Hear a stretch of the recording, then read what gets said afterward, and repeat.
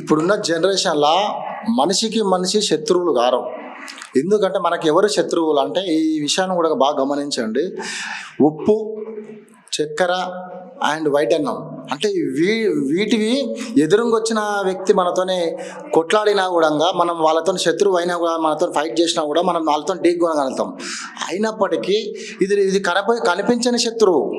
కనిపించిన శత్రువు మనుషులైతే, కనిపించని శత్రువు ఎవరు అంటే ఇవే చూడు. ఉప్పు కానీ, వైట్ అన్నం కానీ, షుగర్ కానీ, ఎక్కువ బెల్లం వాడడం కానీ కూడా అదొక శత్రువే. కాబట్టి మనుషులు కూడా తగిన జాగ్రత్తలు తీసుకోవాలి. మనం ఉదయం పూట తినేవి కానీ, టీలు కానీ చాలా తక్కువ చేసే విధంగా, షుగర్ కానీ చాలా తక్కువ దూరంగా ఉండాలి.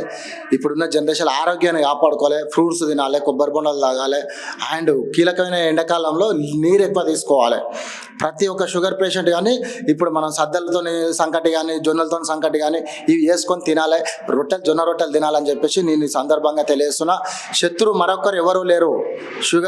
మనకు షుగర్ కానీ, ఉప్పు కానీ, వైట్ అన్నం కానీ ఇవే మనకు ఎదురుగా ఢీకొనని అంతరంలో మన శరీరాన్ని ఖరాబ్ చేసేటటువంటి శత్రువులు అంటే ఇవే చూడు.